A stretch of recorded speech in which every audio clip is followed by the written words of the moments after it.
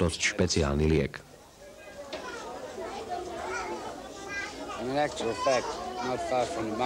Nedaleko tržnice je veľká záhrada. Sú to kokosové palmy, banány, manga, avokáda, ale aj veľa zelenín. Je tu príjemne a ľudia by isto radšej žili v týchto chudobných domoch s hojnosťou potravín, ako v predmestských drahých vilách s trávnikmi, ja určite. Takže v Harare nájdeme stále dosť potravín vo všetkých štvrtiach, ktoré ešte neprebrali západný štýl života. Settlements of Harare that aren't following the Western model.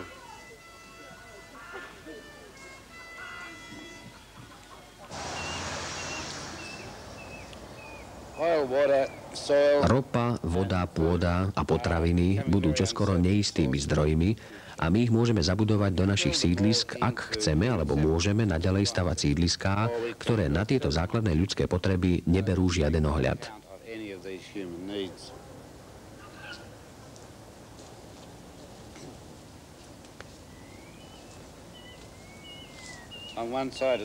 Na jednej strane cesty je typická štvrť amerických domov, na druhej je sídlisko Village Homes.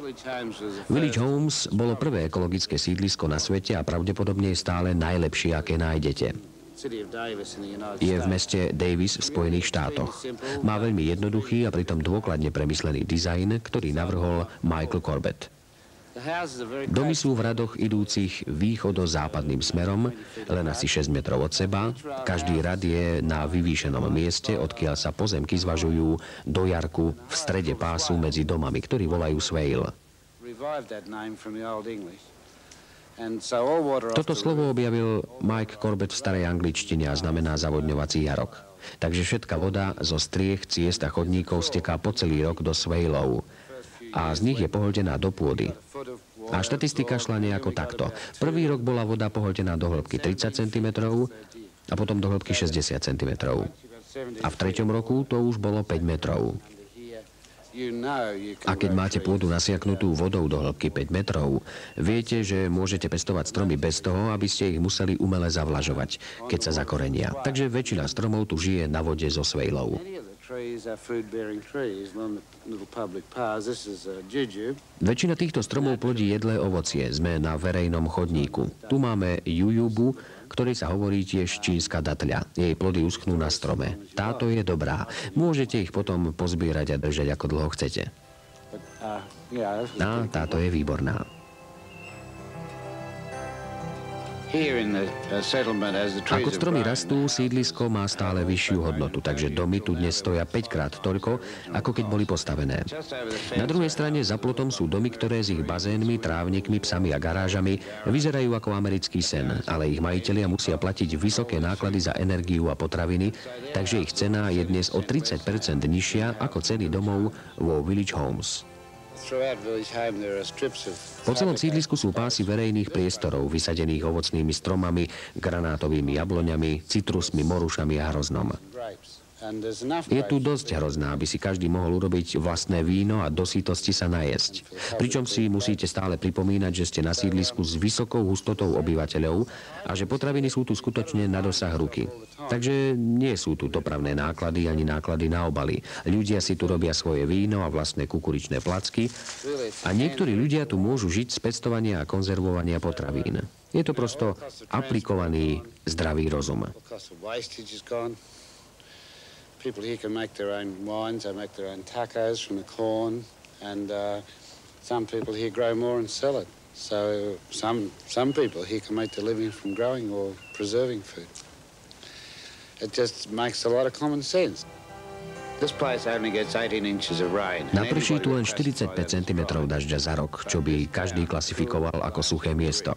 A predsa je tu príjemný chládok a plno zelene. Západné mestá utrácajú milióny, aby odviedli dažďovú vodu mimo sídlisk.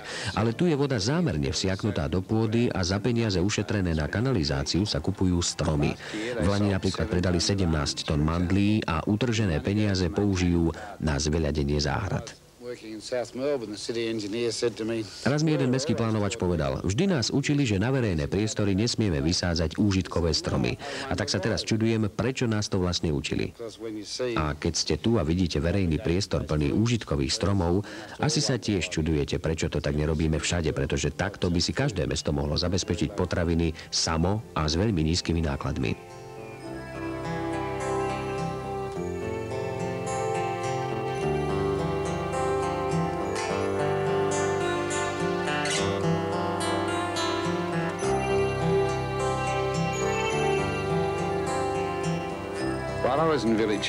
Vo Village Homes mám starého priateľa Davida Ketsa, ktorý tu žije so svojou rodinou už od začiatku.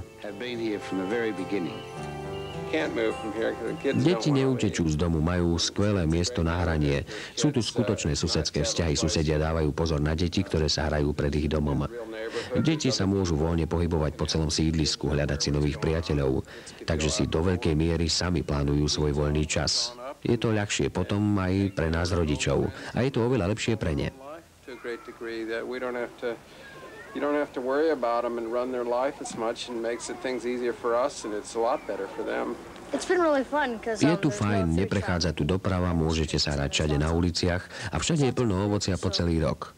Je tu veľa rôznych druhov, granátové jablká, hrozno a to je veľká sranda. Ale je tu aj iná zábava, lúky, kríky a stromy, kde sa dajú hrať naháňačky a skrývačky.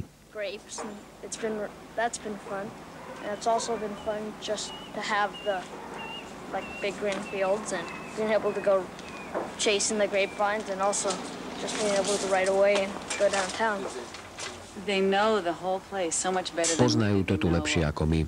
Poznajú každý dvor, kde sú bránky, ako fungujú okná, kde sú tajné miesta. Hrajú sa na skrývačky celé hodiny. Ešte aj tí starší a nikto ich nevie nájsť. They play tag for hours, even the big ones do. And no one can find them there. Deti sa sami zapájajú aj do ekonomiky. Ako napríklad to dievčatko od susedov. Majú len 5, 6 alebo 3-4 roky, zoberú si košíčky a chodia od dverí k dverám, oberajú ovocie, robia to čisto zo zábavy. Učia sa sami o rastlinách, čo tu rastú, kedy čo dozrieva a kedy je to zrelé. Fakticky už teraz vedia o tomto mieste a rastlinách, čo tu rastú, oveľa viac ako my, takže to je pekné tiež.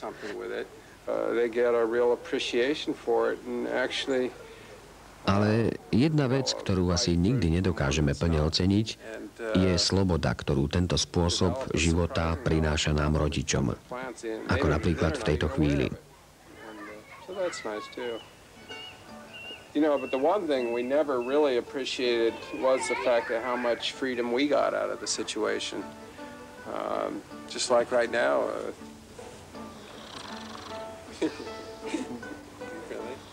On chrápe.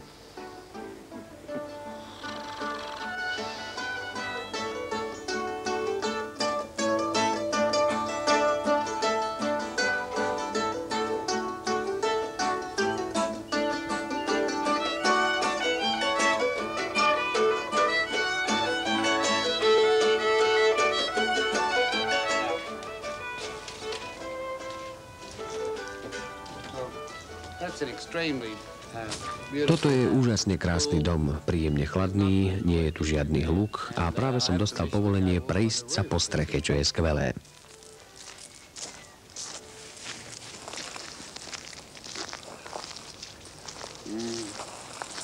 Som pri komíne na streche Jimmyho domu. Takáto strecha sa mi naozaj páči.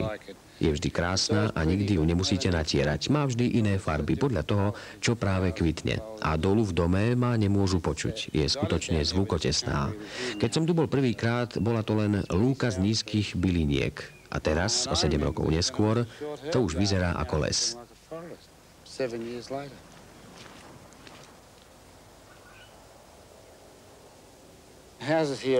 Domy sú tu navrhnuté na energetickú úspornosť, práve tak ako celé sídlisko. Tieto južné veľké okná sú teraz v lete tienené hroznom a strechou, takže cez ne preniká málo priamého slnka v čase, keď to nechceme. Skoro však príde zima, hroznú opadajú listy, slnko klesne a začne svietiť priamo dnu na túto masívnu stenu, ktorá je vodnou nádržou. V zime sa naplní vodou, ktorú slnko cez deň ohreje a v noci bude potom vyžarovať teplo do priľahlej obývačky a kuchyne. Všetko je tu navrhnuté ako pasívny zdroj energie a vnútro domu prechádza do záhrady takmer bez viditeľných prekážok. Takže dnu ste vždy zároveň čiastočne aj vonku. A potom väčšina vecí okolo vás, tam vonku, sú vlastne potraviny.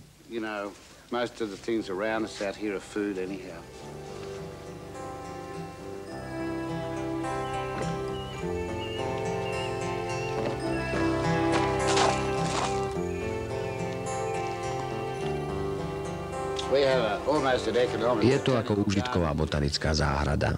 Sú tu slivky, čerešne, hrozno, broskyne, granátové jablká, citrusy. Práve som uzrel banány, mučenky. A tu napríklad duly. Zajac sa nikdy nepečie bez duly. A tamto je aj nosorožec.